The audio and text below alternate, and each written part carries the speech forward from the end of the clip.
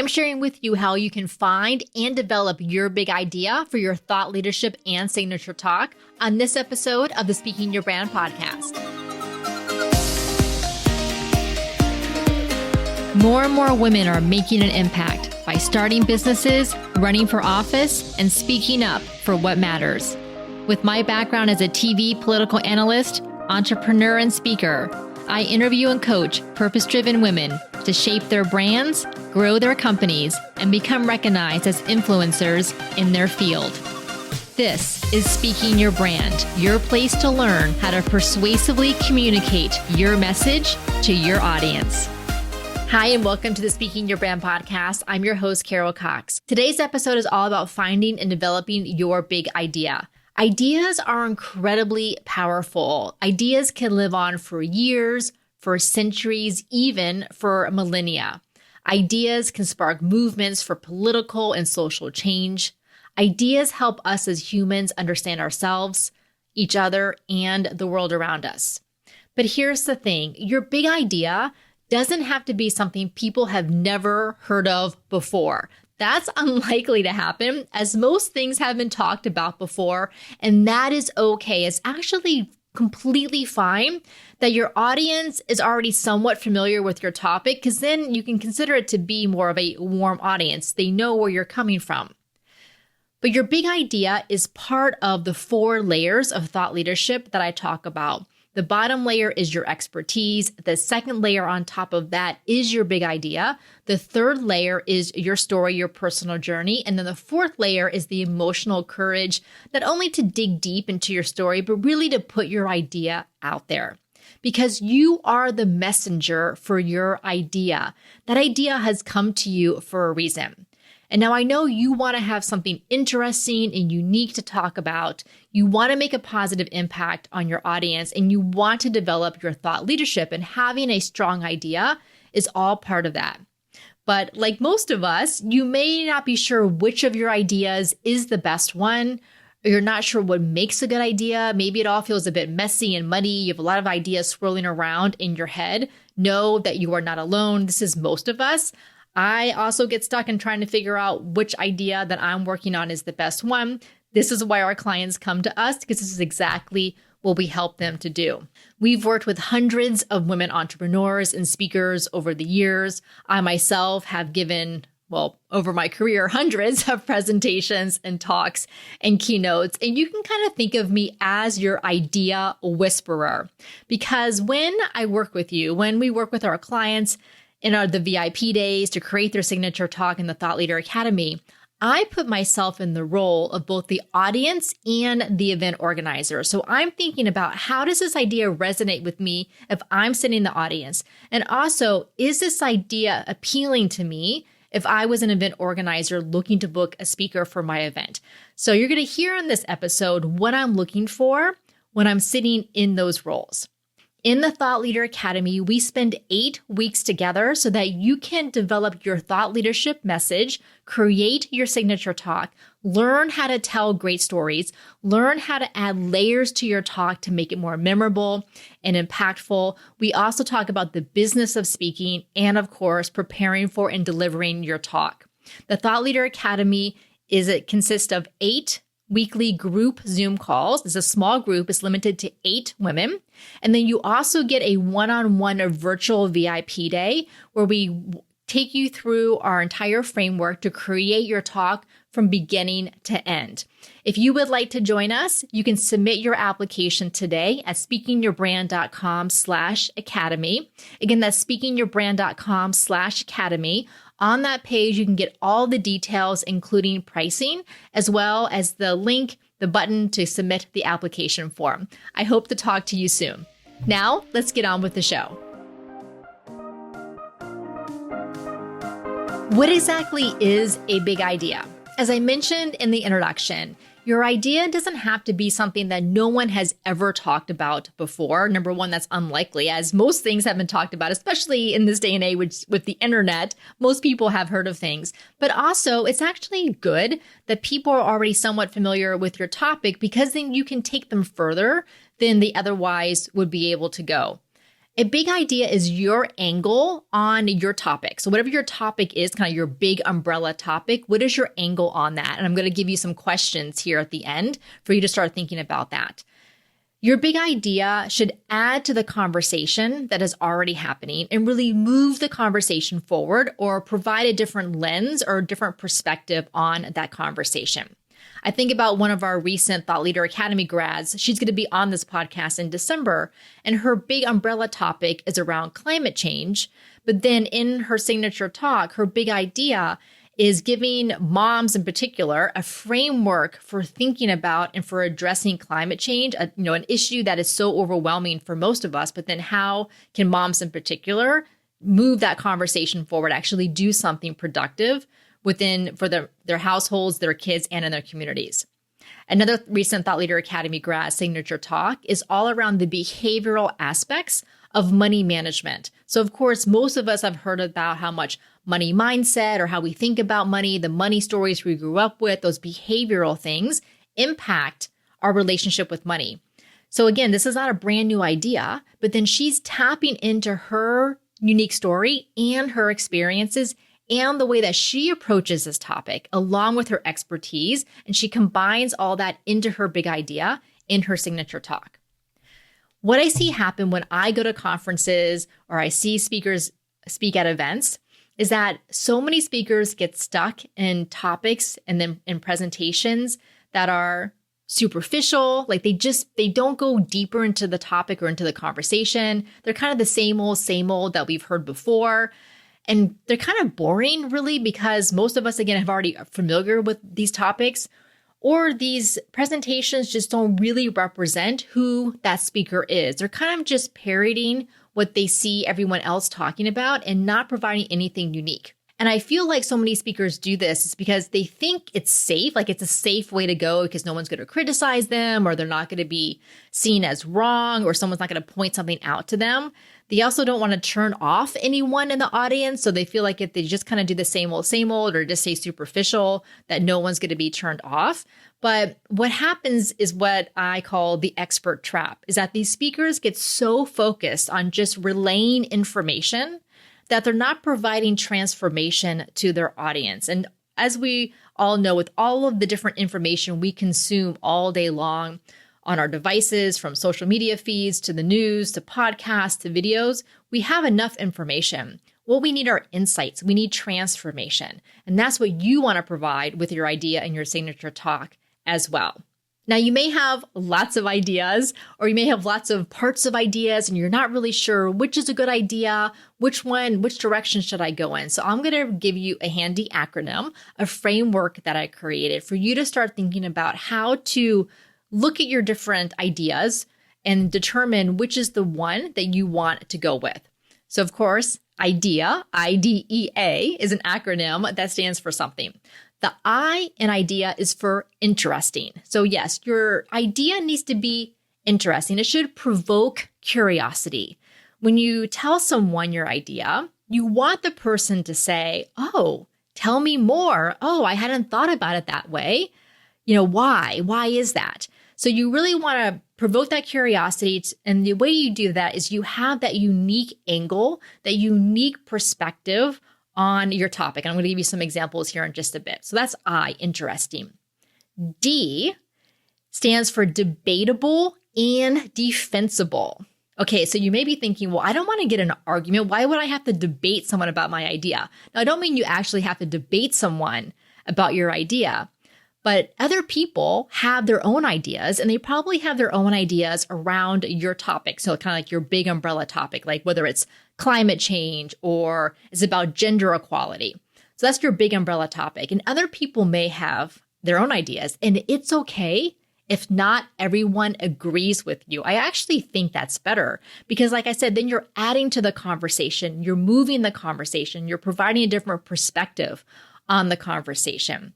So your idea should be debatable in the sense not everyone's going to agree with you. They have their own ideas, but it also needs to be defensible in the sense that you can defend it through your own examples, your own experiences, those of clients or colleagues or people you know.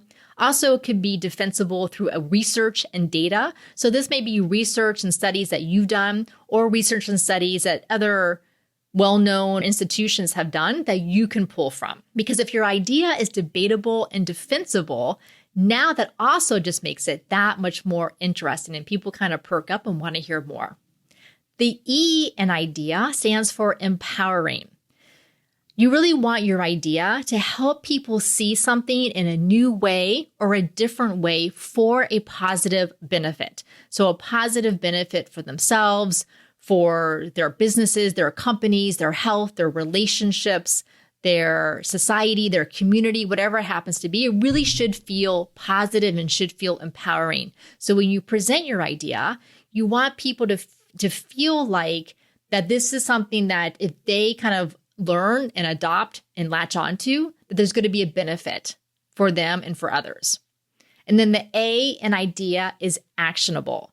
So not only can people hear it and kind of learn it and absorb it, but people also want to be able to do something with it. So they want to be able to apply it to themselves. They want to be able to build upon it. They want to share the idea with others. This is what I believe makes great thought leaders is they don't hoard their idea and be like, oh, this is mine and no one else can talk about it and I don't want to share it and I want to keep it private and I want to keep it proprietary. Instead, they share their idea, whether it's through TED Talks or books or through articles or whatever they're doing online or in person, because they want other people to take that idea, build upon it, and share it. As a thought leader, you want people to spread it further because you can only reach so many people. You need more people to take that idea and spread it to the people who they can get in front of. So the I.D.E.A framework, that acronym again stands for interesting, debatable and defensible, empowering, and actionable. So let's take a look at some examples. I'm going to name a few people who you probably recognize, and then a few of our clients, and then I'll also share an example for myself. Brené Brown, I'm sure you're very familiar with her and her TED Talks. Well, her big idea is that vulnerability is necessary for connection, that we actually can have true, authentic connection with others or really with ourselves without vulnerability. And then she says, but shame oftentimes gets in the way. So shame gets in the way of connection and kind of vulnerability is the solution to that. So that's her big idea. And I'm sure there are people out there who do not agree with her at all. I'm sure you can find those critics online somewhere, but that's okay because this is her idea. And obviously thousands and millions of people have heard it and have done something with it. It's been empowering to them. It's been actionable to them. And then they have shared the idea with others. Another thought leader that you may recognize, Simon Sinek, again, a very well-known TED Talk around starting with why, which he then turned into a book and into an entire consulting company. This is why ideas are so powerful and public speaking is so powerful because it truly can build a career. So his idea was starting with why. And he's explained that so many companies focus on their what. So what are they creating, the product or service? Maybe they look at the how, so kind of their value proposition or what makes their product unique. But he says, no, like they need to back up even further and start with the why. Why are they in the business in the first place? What is the bigger change that they want to see? So that was his big idea. And again, there may be people who do not agree with him. I'm sure there are companies out there who just say, well, the bottom line is profits and we don't really care about our why or a bigger vision. We just want to make sure that our products get in the hands of as many people as possible and we make as much money as possible. So there are those people out there. But Simon Sinek is a thought leader because he's sharing his big idea. Now, let me give you an example of some of the clients that we've worked with. Dr. Christina Madison is a pharmacist. She was on the podcast not too long ago in September, and she did a TEDx talk back in early 2022 about how public health messengers need to look like the communities that they're serving. Christina herself is a pharmacist in public health, and she has been on TV news hundreds of times since the start of the COVID-19 pandemic. Not only has she done that TEDx talk, she's also been invited to the White House to serve on a panel there, along with a lot of other visibility that she's done. But her big idea is around how much who is the messenger, especially regarding public health, how that messenger looks like and is from the communities they're talking to is so incredibly important. Another example is one of our clients, Tammy Lally, who did a TEDx talk back in 2017 all around money shame. So Tammy looked at Brene Brown's work around shame and vulnerability. And of course, Tammy, like most of us, thought that it was incredibly valuable. But then Tammy noticed that Brene Brown didn't really talk much about money shame. And sadly, Tammy had a personal experience with that in her family. So we created her TEDx talk together all around this idea of money shame.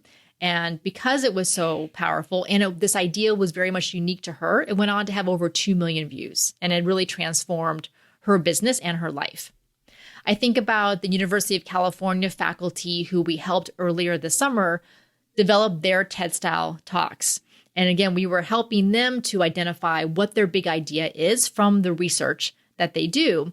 And I remember one speaker in particular, she's an engineer and does a lot of research around cement and concrete. I know, it's so specific, but her TED-style talk was about how we can actually use building materials like concrete to help the climate. Because obviously, we have all this climate impact that we're seeing all of the time. And so how can we're going to continue to build, and that was her point, we're going to continue to build. We need to build roads and houses and everything else, but how can we actually use building materials to help the climate? How can we look at what nature is doing and do the same thing in our buildings? So that was her idea. Now for myself, I have one idea that I developed around a keynote that I gave last year, which is that as women in particular, when we use our voices, we go through 3 stages. The first stage is all around the promise. We're very excited about it. We have these things that we want to share with our audiences. And so we get a lot of validation and cheerleading and support when we initially go and do that. But then if we kind of challenge the status quo, which I encourage you to do, but when we do that, a lot of times we'll get pushback or criticism. So that's where, for many of us, we enter stage 2 that I call peril. We feel vulnerable, we feel alone, we feel uncertain. We don't know if we should just kind of back off this idea or continue to press forward. And my argument and my big idea is that continue to press forward because stage 3 is what I call power. When you do that, you actually develop a sense of confidence and self-assuredness, and you understand yourself in a way that you didn't if you just stayed in stage 1. So I did a podcast episode about this. I'll put a link in the show notes if you want to hear more about those 3 stages. So that's an example of my big idea. Again, other people may have different ideas. It could be debatable, but I have stories and experiences and research to make it defensible. I hope it's an interesting idea. I hope it feels empowering and it also feels actionable. So here are some questions that you can start asking yourself. Now, you can write these questions down as I say them, but you can just get them in our free guide, our free workbook that we have at speakingyourbrand.com/guide. Again, that's speakingyourbrand.com/guide. You can just go there, put in your name and email address, and it's a 24-page guide and workbook all around thought leadership, including these questions. So here are the questions to consider. What are other people saying around your topic? So kind of your big umbrella topic. What are other people saying about that? And then what is your unique viewpoint or perspective around that topic? What do you do or believe that's different or challenges the status quo? What gets you riled up? What gets you on your soapbox? So kind of think about that. And then what are people not seeing or understanding that you do see? And then what was your journey to see this? So what happened to you? Was there an experience you had that's impacted what matters to you now and kind of the shift that you had? You can also think about what's something about you that many people don't know, but it's revealing about who you are and by extension can help others learn more about themselves. So this is where you're really digging deep into that emotional courage to reveal something that you may not want to, or that you may feel like a little bit hesitant about, but really you're helping others. Goes back to vulnerability. You're helping others see themselves. And then also consider, what do you want to be known for? What's the lens through which you see the world? So all of these questions together can help you to start finding and developing your big idea. This is exactly what we help you to do in our Thought Leader Academy. We help you to develop your idea, to validate it, which builds your confidence in your idea and putting it out into the world. Here's what some of our recent Thought Leader Academy graduates said. One said that she joined the Thought Leader Academy because she said, quote, I had too many ideas swirling in my head, and I knew I needed outside expertise and guidance to help me organize my thoughts and create a cohesive narrative and signature talk. Now that I've graduated, I have so much more clarity on my core message of my thought leadership, and I have a cohesive signature talk and an actual strategy for how to bring that talk to my audience.